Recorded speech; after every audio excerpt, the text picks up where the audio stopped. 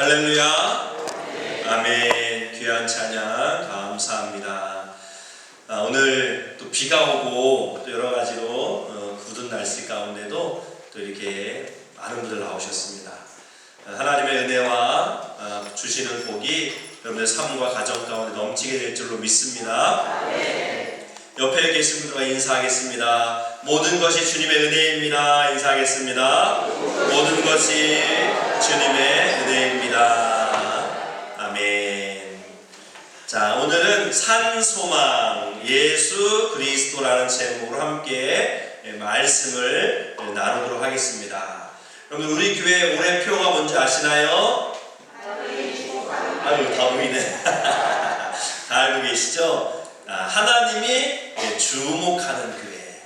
자, 어떤 교회에 하나님이 주목하실까? 이 세 가지가 중요합니다. 첫 번째 뭐죠? 믿음의 역사가 나타나는 교회. 두 번째요, 소망의 인내를 감내하는 교회. 세 번째, 사랑의 수고를 감당하는 교회. 자, 믿음, 소망, 사랑인데 각자 이제 믿음, 소망, 사랑과 연결되는 말이 있어요. 그렇죠? 믿음은 역사. 믿음은 눈에 보이지 않지만 그것이 역사. 눈에 보이는 어떤 역사로 나타나야 된다. 그게 진짜 믿음이다. 행함으로 나타나야 된다. 그런 의미고, 또 소망은 이제 당장 이루어지는 것이 아니기 때문에 참고 인내하고 기다려야 된다. 그래서 인내가 필요한 거죠. 자, 그리고 사랑은 뭐가 필요해요? 수고가 필요한 거예요. 말로만 사랑하면 안 되는 거예요. 그죠? 내가 사랑한다면 행함으로, 진실함으로 사랑해야 된다. 그래서 이제 사랑과 수고가 연결되는 거예요. 오늘은 이 소망의 인내에 대해서 우리 함께 말씀을 나누겠습니다. 소망에는 인내가 필요하다는 거죠. 자, 오늘 말씀에 보면 이 베드로전서에서 바로 이 소망에 대해서 이야기하고 있습니다. 자, 이 말씀이 기록되고 또 이 베드로 사도가 이 말씀을 편지할 때는 상황이 어떤 때냐면 기독교 박해가 이제 엄청난 기독교 박해가 일어날 때라거든요. 로마 제국 때 한 10번의 큰 박해가 있었는데 그 첫 번째 박해가 바로 네로 황제 때 있었던 박해입니다. 여러분, 네로 황제 아시잖아요. 그죠? 네로 황제가 이제 기독교인들을 얼마나 박해했는지 몰라요. AD 64년경에 로마에 대화재가 발생했습니다. 큰 불이 났어요. 그래서 뭐 지금처럼 뭐 소방대가 잘 발달된 것도 아니고 뭐 그래서 많은 집이 다 불타고 또 많은 사람이 이제 죽임을 당한 거죠. 그러니까 이거 어디서 불이 났냐, 누가 불 질렀냐, 막 사람들이 막 찾고 난리가 나는 거죠. 그때 이제 황제가 그 화살을 누구에게 돌렸어요? 기독교인들이 불을 냈다. 그래서 기독교인들이 불을 안 냈는데, 그래서 공공의 적이 된 거예요. 저 기독교인들 때문에 우리가 불나서 지금 고통당하고 있다. 그러면서 이제 아주 이제 드러내놓고 이제 기독교인들을 박해하기 시작합니다. 그래서 기독교인들하고 발각이 되면 원형 경기장에 가둬두고 이제 굶주린 사자를 풀어서 사자한테 막 도망다니다가 무 뜯기고 막 팔다리가 막 찢기고 막 그런 것을 또 사람들이 구경하는 것처럼 이렇게 경기를 구경하는 것처럼 그렇게 보게 하고, 또 그 시체를 가지고 이제 밤에 등불을, 가로등을 불키는 거예요. 그래서 그 시체에 기름을 발라서 불을 질러서 이제 가로등처럼 그렇게 크리스찬 기독교인들을 박해했던 때, 아주 심하게 박해했던 때가 바로 네로 황제 때라는 거죠. 자, 그때 베드로 사도나 또 바울 사도도 순교를 당했어요. 이 박해 기간 내에 베드로 사도는 십자가에 거꾸로 못 박히고, 또 바울 사도는 이제 로마 시민권이 있었기 때문에 그냥 빨리 죽는 단두형으로, 참수형으로, 목을 침으로 죽임을 당하는 그런 기독교 역사에 있어서 엄청난 고난의 시기가 바로 이 AD 60년 경이었다는 거죠. 자, 그러니 성도들이 어떻겠어요, 여러분들? 예수 믿는 것 때문에 박해를 받고 죽임을 당하니 성도들이 어떡하겠어요? 믿음이 연약한 자들은 다 신앙의 길을 떠나는 거예요. 나 이제 예수 믿다가 죽겠다 싶으니까 이제 나 예수 안 믿을래. 나 세상으로 나갈래. 그러면서 저 세상으로 돌아가는 성도들이 많아지고 있는 거죠. 또 믿음 있는 성도들도 흔들리는 거예요. 나 이러다가 진짜 죽으면 어떡하지? 진짜 부활이 있는 거야? 나 못 믿겠는데? 막 신앙이 흔들리는 거예요. 그래서 이제 베드로 사도가 베드로 편지를 쓴 겁니다. 이 로마 주변에 있는 이 성도들에게, 믿음이 지금 흔들리고 있는 성도들에게 신앙을 붙잡아주기 위해서 이 베드로 전서를 쓴 거예요. 그래서 이 베드로 전서를 격려의 서신, 소망의 서신. 우리는 죽음으로 끝날 인생이다. 우리가 고난을 당하고 설사 죽는다 할지라도 우리는 죽음으로 끝날 사람들이 아니야. 우리에게는 천국의 소망이 있어. 그것을 이제 구구절절히 쓴 편지가 바로 이 베드로 전서의 말씀이라는 거죠. 이 믿음의 박해가 이제 막 사방에서 조여오니 이 성도들이 살 수가 없는 거예요. 그래서 이제 막 도망을 다니는 거죠. 자, 베드로전서에 이제 우리에게 만물의 마지막이 가까웠다. 하나님의 집에서 심판이 시작되었다. 종말론적인 대환란을 예고하고 있습니다. 지금 우리가 조금 환란을 당하지만 더 큰 환란이 올 수 있다. 더 큰 환란이 올 것이다. 하지만 걱정하지 마라. 이제 그렇게 말씀하는 거죠. 자, 이 환란 앞에서 성도들은 어떻게 살아야 될까? 당시에 성도들이 어떻게 살았는지를 우리가 볼 수 있는 그러한 유적지가 있어요. 자, 터키에 가면 갑바도기아라는 곳에 가면 저런 지형이 있습니다. 저기 보면 뭐 벌집처럼 저렇게 구멍이 송송 뚫려 있죠. 저거는 박해를 피해서 이제 피난 온 사람들이 저기 땅굴을 파고 들어가서 사는 거예요. 저희 안에를 보면 저렇게 미로처럼 막 연결되어 있는 거예요. 만약에 이제 기독교인들을 잡으러 와도 저 땅굴 속으로 숨어 들어가면 이제 못 찾는 거예요. 어디가 어딘지 모르는 거죠, 일반 사람들은. 그래서 저렇게 아주 복잡하게 어렵게 이렇게 막 미로처럼 만들어 놓은 거예요. 하지만 성도들은 잘 아는 거죠. 어디가 어디인지 어떤 길이 연결됐는지 다 알게 되는 거죠. 그래서 보면 저 땅속 깊이 한 100m를 들어간대요. 층으로 한 20층 정도의 그러한 지하 도시가 만들어진 거예요. 그냥 밖에서 고이게 살고 신앙생활하면 언제 어떤 핍박이 올지 모르니 그냥 신앙의 자유를 위해서 땅속 깊숙이 들어가서 살았던 성도들이 바로 이 초대교회 성도들이라는 거죠. 여러분들, 저분들이 저렇게 신앙생활, 믿음을 지키면서 저렇게 생각한 걸 보면 우리는 지금 얼마나 편한지 몰라요. 얼마나 신앙생활하는 게 너무나 편해요. 여러분 혹시 오늘 교회 오는데 누가 뭐 죽이겠다, 뭐 잡아서 뭐 해코지 하겠다, 뭐 그런 사람이 있었습니까? 전혀 없잖아요. 내가 힘들고 내가 피곤하고 내가 다른 볼 일이 있어서 교회를 안 나왔지, 내가 교회 나가는 것 때문에 누가 더 살해협박 받고 그런 사람은 전혀 없었을 거예요. 그런데 초대교회 성도들은 이 죽음 앞에서 그 신앙을 저버리지 않고 저렇게 땅속에 들어가서도 신앙을 생활했다는 거죠. 그러니 이 신앙이 이어서 지금 우리까지 왔는데, 우리가 믿는 이 신앙은 그렇게 시시한 신앙이 아니에요.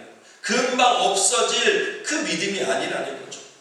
어떠한 환난도 이겨내고 어떠한 그러한 핍박도 견뎌내는 그러한 생명력 있는 그러한 신앙인 줄로 믿습니다. 자, 종말의 징조 가운데 여러 가지가 있는데 마태복음 24장에 보면 그 중에 하나가 뭐냐면 성도들이 환난을 당할 것이다 라고 말하고 있어요. 성도들이 이제 마지막 때가 되면 성도들이 환난을 당하게 된다. 그때 사람들이 너희를 환난에 넘겨주겠으며 너희를 죽이리니 너희가 내 이름 때문에 모든 민족에게 미움을 받으리라 라고 말씀하고 있어요. 지금 이제 뭐 우리나라는 그나마 낫지만 지금 다른 나라에서 복음을 전하고 이 신앙생활 한다는 것은 이제 생각만큼 쉬운 그런 시대가 아니에요. 이슬람 지역에서는 전혀 복음을 전할 수 없고요. 또 공산주의, 뭐 중국도 그렇고 일본, 북한도 그렇고 이제는 복음을 전하는 게 이제 쉽지가 않아졌습니다. 이제 복음 잘못 전하면 감옥에 갇히는 그런 상황이 됐어요. 이제 우리나라도 이제 이 기독교인들에 대한 핍박이 점점 이제 몰려오기 시작합니다. 우리나라에서도 전도하는 게 쉽지가 않아요. 학교 앞에서 전도 나갔던데 막 여기서 뭐 하는 거냐, 빨리 딴 데 가라고. 이제 그런 때가 되었어요. 전도하는 게 쉽지 않은 때가 되었습니다. 자, 이제 말세가 되면 종말이 가까워지면 믿는 성도들이 환난을 당하는구나. 예수님 믿는 것 때문에 미움을 당하는구나. 우리는 이제 주님 오실 때가 점점 가까워지고 있다. 우리는 이제 징조를 통해서 깨닫게 되는 줄로 믿습니다. 자, 이럴 때 우리가 베드로전서 이 말씀을 읽는 것이 꼭 필요한 거죠. 우리에게 이 믿음이라는 것은 우리가 어떻게 이 신앙을 이어갈 수 있을까? 자, 첫 번째 베드로 사도는 우리에게 예수님 안에서 참 소망이 있다라고 말씀하고 있습니다. 자, 우리 3절 말씀 같이 한번 공독합니다. 우리 주 예수 그리스도의 아버지 하나님을 찬송하리로다. 그의 많으신 긍휼대로 예수 그리스도를 죽은 자 가운데서 부활하게 하심으로 말미암아 우리를 거듭나게 하사 산 소망이 있게 하시며 아멘. 자, 우리에게는 소망이 있다는 거예요. 미래에 대한 희망이 있다는 겁니다. 저 여러분들에게 산 소망이 있는 줄로 믿습니다. 대부분의 많은 사람들은 다 나름대로의 소망을 가지고 살아갑니다. 내가 이렇게 10년만 알뜰하게 모으면 난 집을 살 수, 내 집 마련할 수 있겠지. 뭐 그런 소망을 가지고 있어요. 다 소망을 가지고 살아갑니다. 어떤 사람은 이제 로또 복권을 사면서 소망을 갖죠. 내가 일주일 뒤면 나도 대박 날 수 있다. 그래서 로또 복권을 삽니다. 일주일 동안 엄청 흥분되어 있어요. 내가 몇 등에 당첨될까? 1등일까? 2등일까? 그런데 막상 당일 되면 꽝이네. 그러면서 이제 그 소망이 다 사라져요. 그리고 또 삽니다. 또 일주일 동안 소망을 품습니다. 이번엔 진짜 되겠지? 또 꽝이에요. 자, 산 소망이 있다라는 것은 죽은 소망도 있다는 얘기인데 세상 사람들은 죽은 소망을 붙들고 살아가죠. 죽은 소망이라는 것은 영원하지 않은 것, 유통기간이 정해져 있는 소망인 거예요. 로또같이 일주일 동안만 소망이 되는 것은 죽은 소망이죠. 영원한 것이 아니에요. 그런데 우리가 믿는 소망은 유통기간이 없습니다.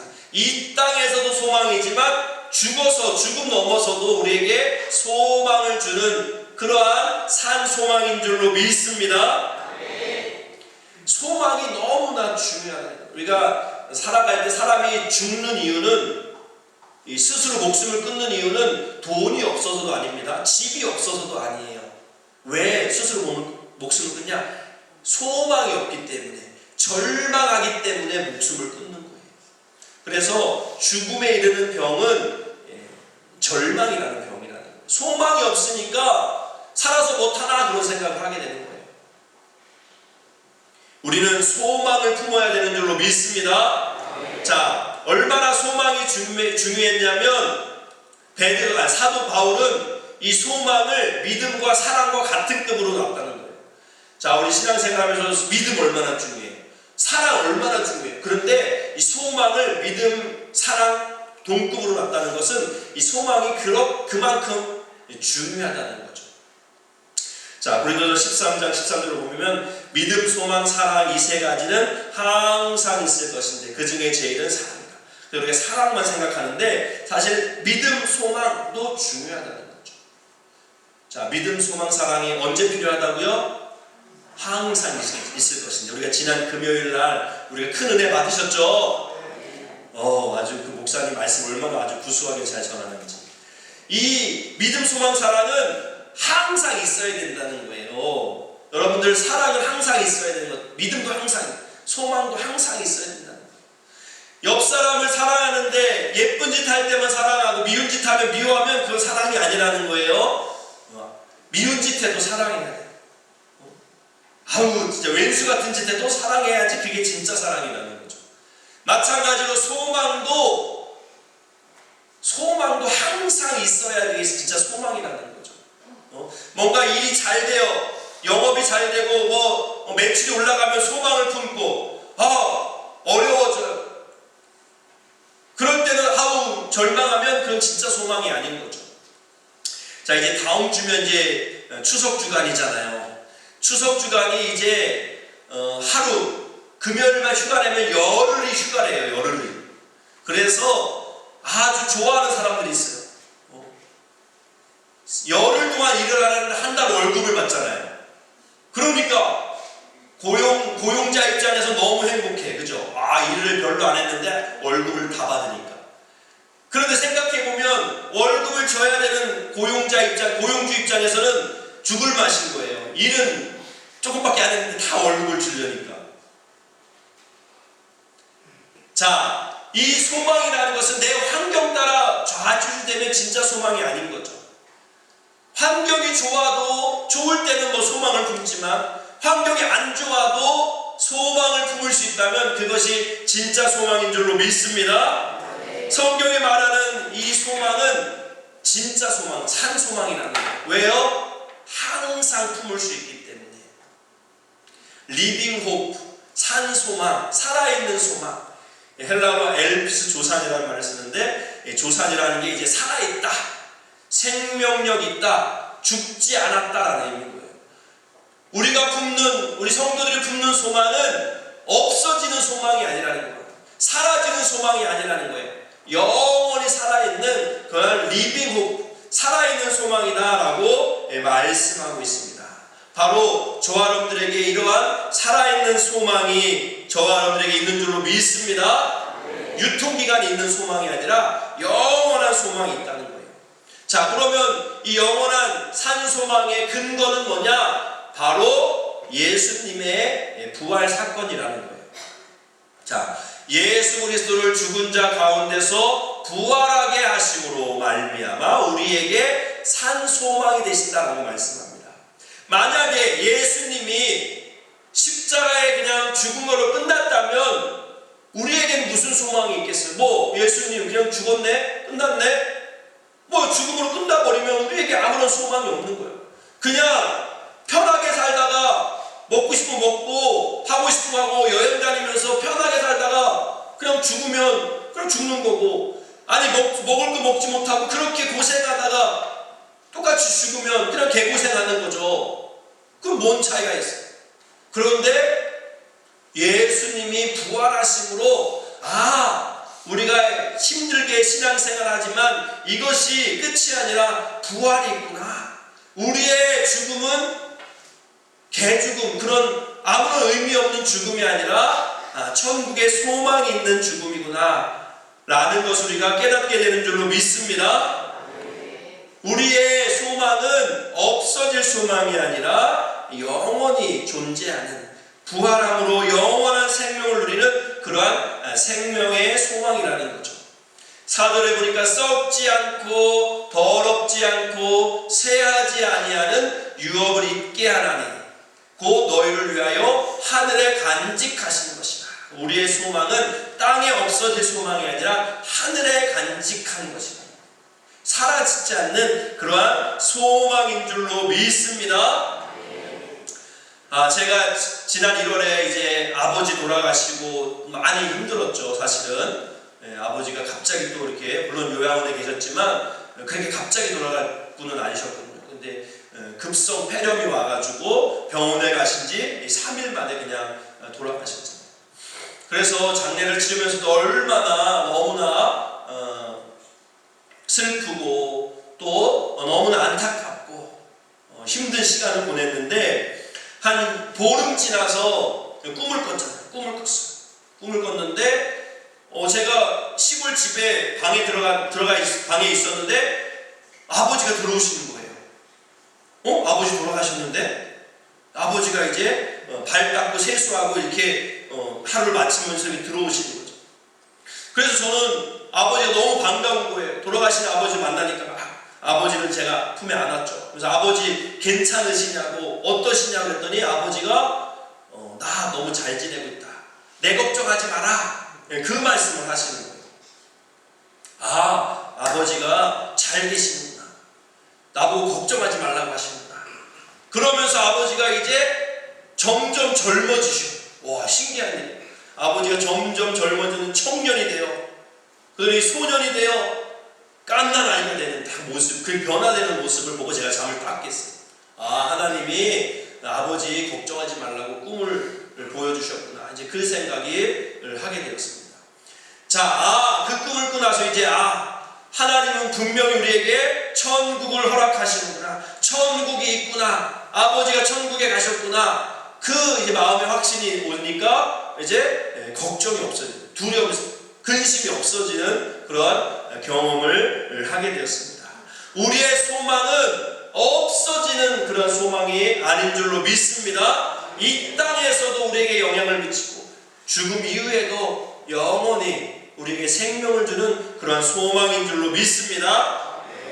자, 왜 우리가 소망을 품고 사는 것이 중요하냐면, 이 소망은 먼 이후에, 죽음 이후에 우리가 천국을 맛보게 되지만 실제 이 실생활 속에서도 우리에게 영향을 미치기 때문이라는 거죠. 자, 첫 번째, 이 천국에 대한 소망은 우리 현재의 삶을 보호해 주신다라고 말씀합니다. 자, 우리 5절 말씀 같이 한번 봉독할까요? 너희는 말세에 나타내기로 예비하신 구원을 얻기 위하여 믿음으로 말미암아 하나님의 능력으로 보호하심을 받았느니라. 아멘. 우리가 말세에 이제 구원을 얻게 될 텐데 그 능력이 우리를 보호하고 있다는 거예요. 우리가 이제 애들 게임하다 보면 이렇게 보호막 같은 게 있거든요. 막 누가 총을 쏴도 날라 막 보호해주는 거예요.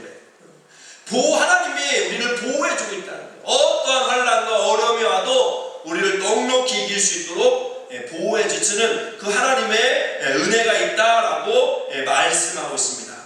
그래서 시편 23편에 다윗이 이렇게 고백하죠. 내가 사망의 음침한 골짜기로 다닐지라도 해를 두려워하지 않을 것은 주께서 나와 함께 하심이라. 주의 지팡이와 막대기가 나를 안위하신다라고 고백하고 있어요. 내가 마치 사망의 음침한 골짜기로 걷는 것 같은 그러한 환경이고 그러한 상황일지라도 나 두려워하지 않겠다는 거예요. 왜요? 주님이 나를 막대기와 지팡이로 보호해 주신다는 거죠. 아멘. 여러분들이 어떠한 환난을 당하고 어떤 기가 막힌 그러한 상황을 맞닥뜨릴지라도 여러분들은 혼자가 아닌 줄로 믿습니다. 하나님 여러분들을 보호하고 있고 여러분들을 감싸주고 계신 줄로 믿습니다. 자, 두 번째, 소망은 우리에게 그 어려운 시련을 이겨낼 수 있는 큰 믿음을 준다는 거예요. 자, 6절 7절 보니까 그러므로 너희가 이제 여러 가지 시험으로 말미암아 잠깐 근심하게 되지 않을 수는 없으나 오히려 크게 기뻐하는도다. 너희 믿음의 확실함은 불로 연단하여도 없어질 금보다 더 귀하여 예수 그리스도께서 나타나실 때에 칭찬과 영광과 존귀를 얻게 할 것이다 라고 말씀하고 있습니다. 예수 믿는다고 시험이 없는 게 아니라는 거예요. 환난이 없는 게 아니라는 거예요. 예수 믿는 사람도 질병이 찾아옵니다. 목사도 감기에 걸려요. 네? 그래도 지금 많이 나은 거예요. 지금 말도 할 수 있잖아요. 콧물이 막 나서 지금 원래 혈류부터 코 풀어야 되는데 지금 콧물도 안 나오고 지금 많이 좋아진 거예요. 예수 믿는다고 질병이 떠나는 건 아닙니다. 암에도 걸릴 수가 있어요. 저도 혈압 높다, 고지혈이다 다 지금 판정 받았는데요. 자, 예수 믿는 사람도 갑자기 교통사고를 당할 수 있습니다. 내가 이렇게 잘 운전하고 있는데 뒤차가 와서 확 받아버릴 수도 있는 거예요. 예수 믿는다고 환난이 없는 것이 아닙니다. 하지만 예수 믿는 자는 그 환난 앞에 절망하고 주저앉는 게 아니라 그것을 이겨낼 수 있는 믿음을 주시는 줄로 믿습니다. 잠깐 근심할 수는 있습니다. 잠깐 왜 내가 이런 일이 당했지? 나 나한테 이렇게 아픔이 오지? 잠깐 근심할 수는 있지만 우리는 그 시련을 통해서 더 큰 믿음의 사람으로 그렇게 연단되어지는 줄로 믿습니다. 우리의 믿음은 금보다도 더 순결하고 정결한 믿음으로 하나님이 우리를 만들어 가시는 거예요. 크고 작은 환난을 통해서 우리의 믿음을 어린아이 믿음에서 점점 견고한 믿음으로 아주 우리 성숙한 믿음으로 우리를 만들어 가시는 줄로 믿습니다. 자, 또한 소망은 결국 우리에게 영혼의 구원의 기쁨을 허락하신다라고 말씀하고 있습니다. 우리 8절 9절 말씀 같이 한번 봉독하겠습니다. 예수를 너희가 보지 못하였으나 사랑하는도다. 이제도 보지 못하나 믿고 말할 수 없는 영광스러운 즐거움으로 기뻐하니 믿음의 결국 곧 영혼의 구원을 받음이라. 아멘. 여러분, 우리가 예수님을 꼭 믿어야 되는 한 가지 이유만 들라면 다른 것이 아니에요. 물질의 축복도 받아야 되죠. 마음의 평안도 누려야 되죠. 하지만 한 가지 이유만 들려면 여러분들은 영혼의 구원을 얻게 되기 때문인 줄로 믿습니다. 다른 거로 바꿀 수가 없는 거예요. 영혼의 구원. 우리의 삶은 이 땅의 육체의 삶이 끝이 아니라 영원한 삶이 있는데 그 영원한 삶 가운데 우리는 구원을 받는 거예요. 바로 이 믿음을 통해서 우리가 영혼의 구원을 받는다라고 말씀하고 있습니다. 우리가 소망을 예수 안에서 산 소망, 예수님을 품을 때 우리는 이 땅에서 크고 작은 환난도 이겨낼 뿐만 아니라 결국 우리에게 주시는 영혼의 구원을 받아 누리게 되는 그러한 기쁨을 우리가 누리게 될 줄로 믿습니다. 그러면 우리가 정말 이런 우리의 삶 가운데 크고 작은 이런 고난의 문제를 우리가 어떻게 이해하면 좋을까? 제가 칼럼에도 적었지만 영국의 한 식물학자인 알프레드 러셀 윌리스라는 사람이 있습니다. 이 사람이 이제 관찰을 한 거예요. 어떤 관찰을 했냐면 이제 나비가 되는 그런 관찰을 한 거예요. 저 아래에서 애벌레가 되고 애벌레가 이제 번데기가 돼서 번데기에서 나와서 이제 나비가 돼서 날아가는 그것을 관찰하고 있었어요. 자, 그런데 이 번데기 고치에서 이제 나비로 날아가는 그 모습을 보고 있었는데 그 조그만 바늘구멍 같은 그 구멍을 삐집고 나오는 거예요, 나비가. 그리고 얼마나 힘겨워하는지 한 달을 동안 계속 아주 몸부림을 치는 거예요. 아주 계속 씨름을 하는 거예요. 결국 뛰쳐나온 거기 구멍을 뚫고 나온 나비는 날개를 활활 휘고 하늘로 날아가는 거죠. 자, 그런데 개 중에는 이제 아주 힘겨워서 잘 못 나오는 나비가 있었나 봐요. 그래서 이 박사가 자비로운 마음을 가지고 야, 너 힘들지? 내가 좀 도와줄게 하면서 그 고치에 이제 가위로 구멍을 뚫어준 거예요. 쉽게 나올 수 있게. 자, 그러니까 나비는 웬 떡이냐고 쉽게 나왔죠. 자, 나오기는 쉽게 나왔는데 그 다음부터가 문제였어요. 자, 힘겹게 자기 입으로 나온 나비들은 날개를 활활 피더니 금방 날아갔는데 이 구멍을 뚫어줘서 쉽게 나온 이 나비는 뭔가 비실비실한 거예요. 힘이 없어 보이는 거예요. 날개짓도 하는데 힘이 없어요. 한두 번 펄럭펄럭 하더니 그대로 그냥 죽어버렸다는 거죠. 왜 그런 거지?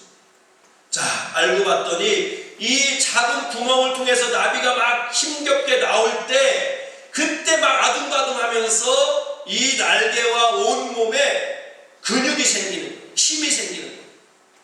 그래서 뚫고 나오면서 나도 모르게 힘이 생기는 거예요. 그래서 뚫고 나왔을 때 날개에 힘이 있어서 헐헐 날아갈 수 있었는데 반면에 쉽게 나온 나비는 이 몸에 근육이 발달되지 않는 거예요. 날개에 힘이 없는 거예요. 그러니까 펄펄 하다 그냥 날지 못하고 죽어버렸다는 거죠.